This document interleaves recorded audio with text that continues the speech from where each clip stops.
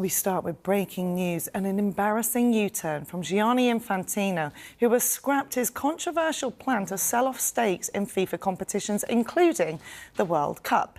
It comes after global criticism aimed at the FIFA president, who in a lengthy statement in the early hours of this morning admitted the project had created divisions and was no longer in the interest of its original objective.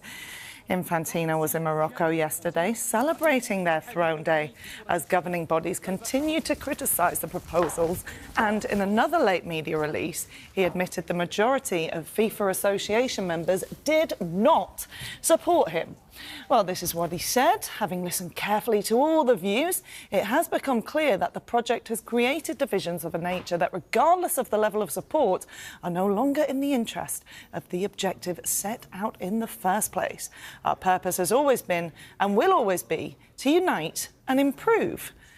Well, as a result, this proposal will not proceed moving forward. My intent is to bring all interested parties back together in the coming days and weeks in the spirit of shared interest in our game, and with the objective to continue growing football everywhere, particularly in those countries that mostly need our support. Oh, Carve is with me, bright and early this morning. Thank you for coming in, Carve. But it's an astonishing, rather embarrassing U-turn from Gianni Infantino. How embarrassing is it? Look, let's be clear about this. This is a desperate attempt by Gianni Infantino to save his job. That is the reason he's done this. It's never a good look for an organisation when you're releasing media statements in the middle of the night. No. And we have got used to this happening at FIFA this week. The big question going forward is whether he has done enough now by doing this to save his job. I think probably he's done enough to save his job in the short term. Long term, I'm not sure what his job prospects are. A couple of points I would like to make about the statement. One, it was released just after midnight UK time. And at the top of the statement, it says this statement is attributable to FIFA President Gianni Infantino. So you can see there that even people inside FIFA now find Gianni Infantino so toxic that they're saying to him, if you're going to release this statement, this needs to have your name on it, because you are no longer speaking for the whole organisation. The second point I would like to make is I've read this statement 3 times. The word that's missing is sorry. Gianni Infantino is not apologising. I was advising him yesterday, what he needs to do is come out and say, I'm sorry, we all make mistakes. Now I'm going to disappear for a few weeks and months and try and rebuild my relationships with all the people I've deceived and let down. He hasn't done that in this statement. All he said is, I'm going to scrap this controversial project. By the way, I still think it was a good idea, and I still think if it had been explained properly to people, it would have had support. In the meantime, I'm focused on uniting the game and improving the game. That is what I always do. I think you just have to look at this as this is an attempt by him to save his job. He's not doing this for the good of football, and I still think he probably thinks it's a good idea deep down. He just thinks people like me, people like you, don't understand his vision. And, you know, this has been a failure of communication. He probably blames it on the media, rather than looking in the mirror and blaming himself. I think you'll be waiting a while for that apology. But he has been speaking about fixing relationships. You mentioned the relationships within FIFA. As we know, there's been members of his staff leaving. How long is the list of people? Because we've seen UEFA, CONMEBOL, CONCACAF and Asian Football Federation all withdrawing themselves from this proposal. I mean, he is in a massive hole. It is going to take a lot of apologies for him to get out of this hole. The first thing I imagine he needs to do is try and mend his relationships with the people he works with. Because we had this extraordinary statement from the Chief Operating Officer of FIFA yesterday saying that people at FIFA feel deceived. And this sell-off plan was the plan of one person, Gianni Infantino, not the whole of FIFA. And this Chief Operating Officer, Kevin Lamont, is he going to keep his job? Because in his statement, he said, I'm aware that, you know, I could end up losing my job, but at least I'll be able to sleep easily at night. So he has to say sorry to a lot of people inside FIFA. But those people inside FIFA are not just upset about this sell-off plan, they're upset about a whole list of things that I'm not going to go through here. You know what they are, that have been happening under Gianni Infantino's watch. Then he's got to apologise to all the people in the FIFA Council, some of the most powerful men and women in the world game, who were also kept in the dark about this, who only found out about it in the media. How's he going to rebuild relationships with those people? Will those people ever be able to trust him again?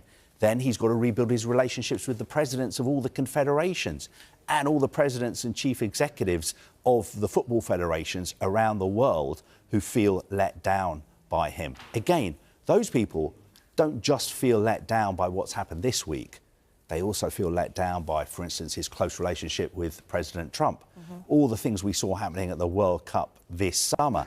He has been a very, very controversial president. Up until now, he's always thought, I can do what I want because I can throw money at the federations. But this week, we've reached a tipping point where a lot of these federations are saying it's not all about money.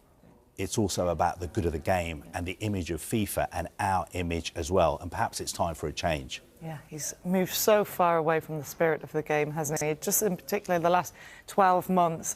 Can he survive this? How does he survive it? Well, you know what? It is so difficult to remove a FIFA president. It hardly ever happens. It hasn't happened for decades and decades. Now, he's lucky because most people are on their summer holidays at the moment. A lot of people at FIFA and at federations are on their summer holidays. So I think what he needs to do is lay low for a couple of weeks. I'm sure that is what his strategy is going to be. He knows that there are two important dates coming up. The first one is November the 18th. That is the deadline by which candidates have to declare themselves if they want to stand to be FIFA president at the next election. Then the next election is in March next year in Morocco.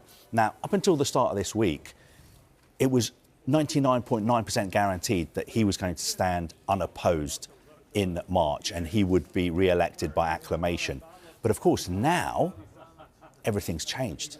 So in the next few days and weeks, are we going to see a rival candidate emerge? And is the world of football going to get behind a new man or woman and say, we've had enough of Gianni Infantino, we need to move in a different direction?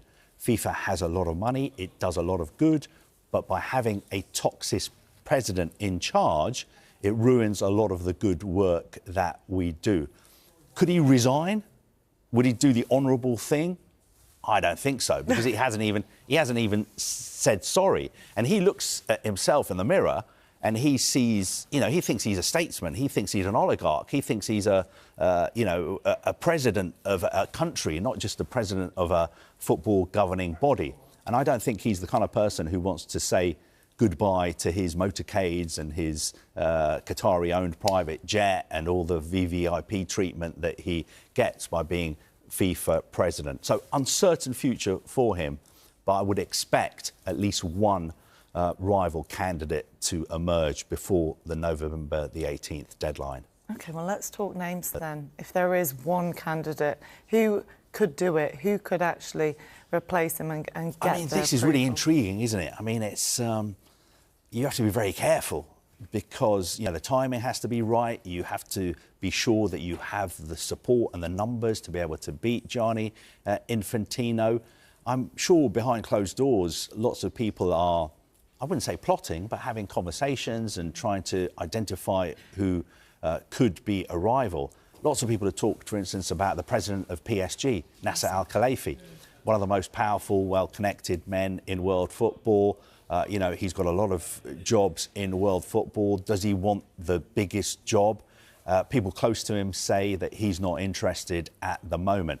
Then you've got the president of the CONCACAF Confederation, North America, Central America and the Caribbean, Victor Montagliani. Now, he would be very popular as well, but does he want to come out and stand against somebody like Gianni Infantino, who he's been close to? Could we have a candidate from Europe? I think that may be a difficult sell to the rest of the world because they'll be looking at Infantino and thinking, we've just had a president from Europe. Is it time to have a president from somewhere else? Personally, I think Alexander Sheffirin the UEFA president, would do a great job. He's not perfect. Move over to the other side. Yeah, he's not perfect, but his vision for the future of football is totally different to Gianni Infantino's. What about someone within FIFA? Is that a possibility? Someone who cares deeply about the game, like Arsene Wenger?